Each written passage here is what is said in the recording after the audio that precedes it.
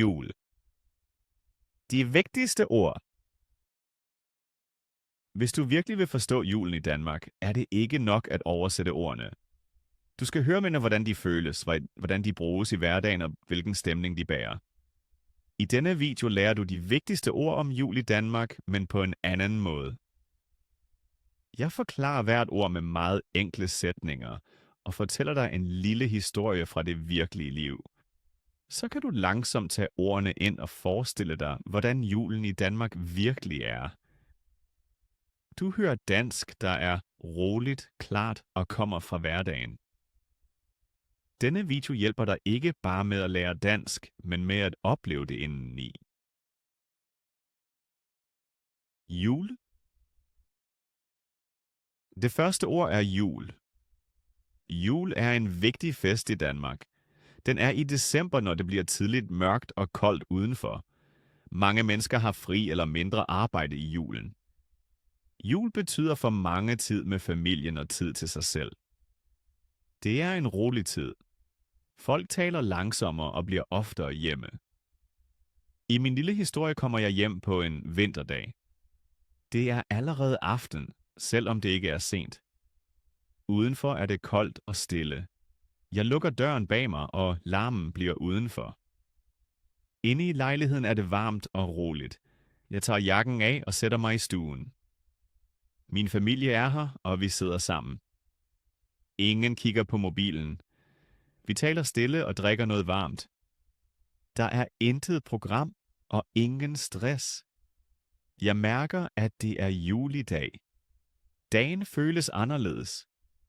Alt er langsommere. Jeg bliver siddende, lytter og nyder dette øjeblik. Sådan føles jul i Danmark for mange mennesker. Advent.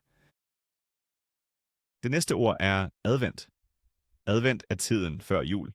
Den begynder nogle uger før og slutter lige før juleaften.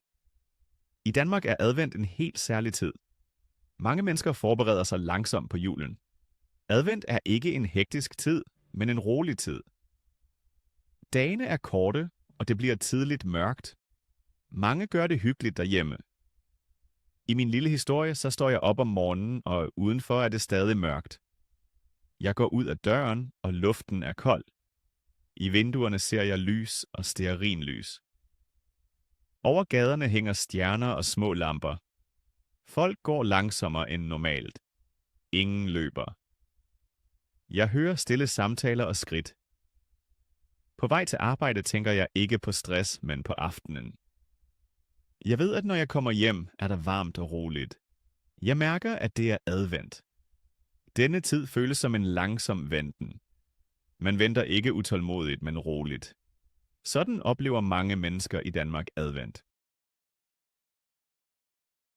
Adventskalender. Det næste ord er adventskalender. En adventskalender hører for mange danskere tæt sammen med advent. En adventskalender har 24 små døre eller vinduer. Hver dag i december åbner man en dør. Man begynder den 1. december og slutter den 24. december. Bag hver dør er en lille overraskelse. Ofte er det chokolade, nogle gange et billede eller en lille gave.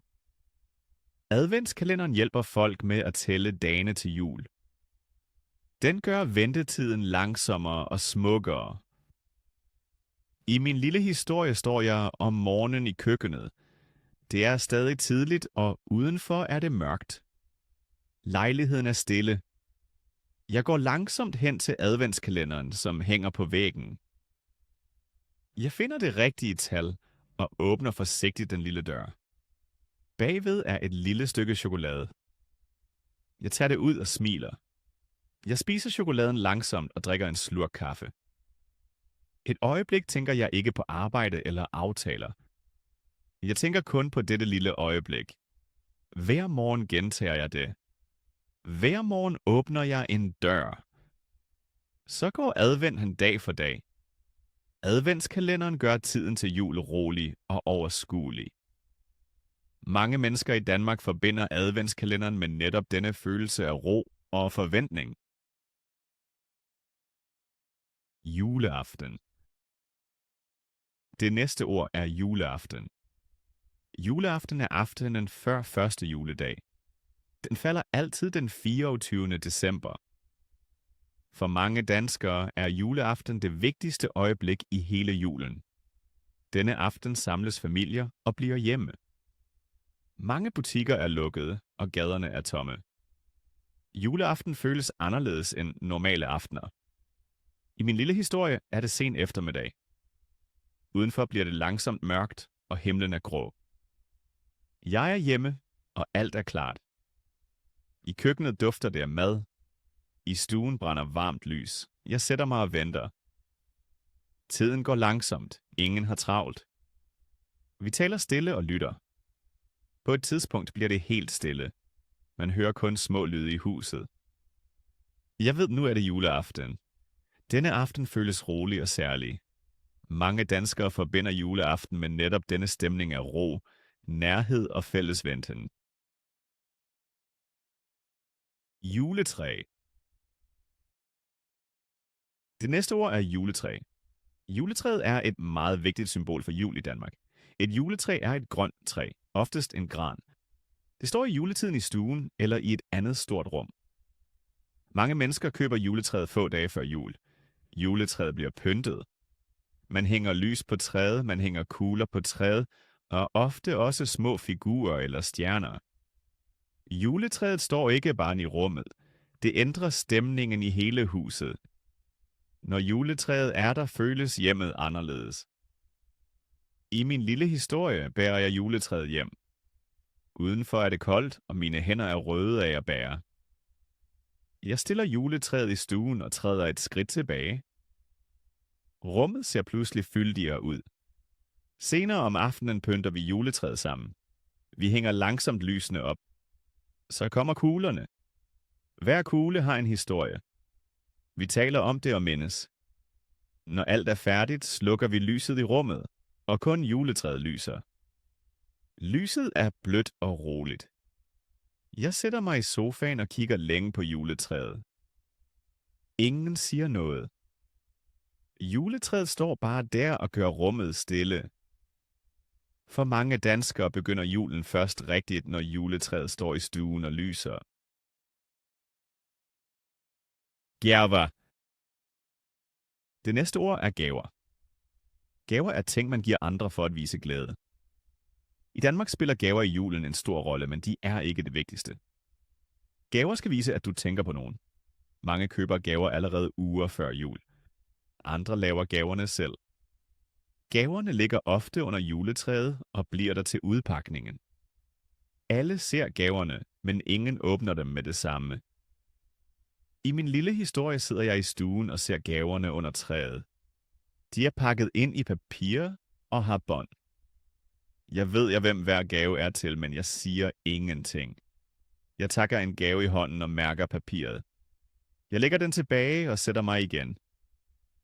Gaverne bliver der og venter. Senere sidder vi alle sammen i rummet. Ingen kigger på klokken. Gaverne ligger stille under juletræet og hører bare til. De gør rummet fyldigere, men de larmer ikke. Jeg mærker, at det ikke handler om gavens pris.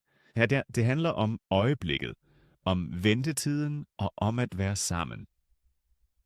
Sådan oplever mange danskere gaver i julen. Gaveudpakning. Det næste ord er gaveudpakning. Gaveudpakning er det øjeblik, hvor man juleaften åbner gaverne. I Danmark sker gaveudpakningen oftest på juleaften. Gaveudpakning er ikke et hurtigt øjeblik. Mange familier gør alt langsomt og roligt. Man sætter sig sammen, ofte i stuen, og tager sig tid. Gaverne har ligget længe under juletræet og ventet på dette øjeblik. I min lille historie sidder vi alle sammen i stuen. Juletræet står i hjørnet og lyser. Lyset i rummet er dæmpet, og der er meget stille. Ingen rejser sig. Ingen har travlt. En efter en får en gave. Nogen læser navnet højt. Så tager man gaven i hånden. Man åbner den langsomt og kigger nøje. Alle andre ser til. Man siger tak og smiler. Så kommer det næste gave. Tiden går langsomt, næsten som i slow motion. Jeg mærker, at gaveudpakning ikke kun er at åbne gaver. Gaveudpakning er det fælles at sidde, at vente og at dele dette øjeblik. For mange danskere er gaveudpakningen den roligste og mest følelsesfulde del af julen. Julemarked. Det næste ord er julemarked. Et julemarked er et særligt marked om vinteren. Det findes i mange byer i Danmark, mest i december. Julemarkedet er udendørs og ofte på en stor plads. Der er små boder af træ. Ved boderne sælger folk mad, drikke og små ting. Mange mennesker går om aftenen på julemarkedet. I min lille historie går jeg gennem byen efter arbejde. Det er allerede mørkt, og luften er kold. Jeg ser lys på afstand. Jo tættere jeg kommer, jo varmere føles stedet. På julemarkedet står mange mennesker sammen. De taler stille og griner. Jeg går langsomt fra bod til bod. Jeg holder en varm drik i hånden og mærker varmen. Overalt er der lys og stille musik. Jeg stopper og kigger mig omkring. Ingen har travlt. Jeg bliver lidt længere, selv om jeg ikke vil købe noget. Julemarkedet er ikke et sted for hurtig shopping.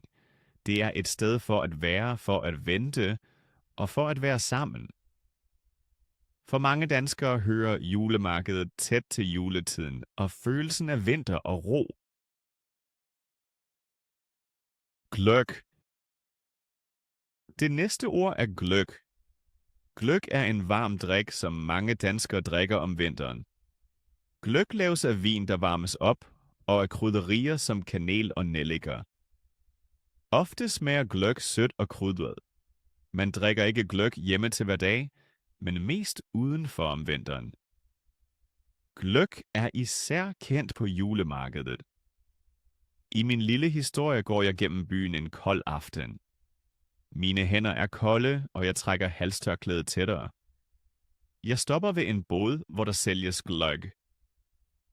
Damp stiger fra gryden, og luften dufter af krydderier. Jeg bestiller et krus gløgg og holder det med begge hænder. Kruset er varmt, og mine fingre bliver langsomt varme igen. Jeg tager en lille slurk og mærker varmen i kroppen. Rundt om mig står andre mennesker med krus i hånden. Ingen drikker hurtigt. Alle står bare der, taler lidt eller ser på lysene. Jeg bliver stående lidt endnu, selvom det er koldt. Gløggen gør vinteraftenen roligere og langsommere. For mange danskere hører gløgg tæt til vintertiden og julestemningen. Nu kender du mange vigtige ord om jul i Danmark. Du har også hørt om, hvordan disse ord bruges i hverdagen. Disse ord er ikke bare lyd. De bærer følelser, billeder og ro. Når du tænker på ordene, kan du se situationer, mennesker, steder og øjeblikke. Sådan bliver et sprog i hovedet, når du lytter til ordene igen. Tænk på de små historier og på den stille stemning. Så bliver dansk ikke hurtigt og hårdt, men langsomt og trygt. Du behøver ikke at pukke. Lad ordene virke og tag dem med i din hverdag. Så vokser dit dansk trin for trin, helt roligt som vinteren i Danmark.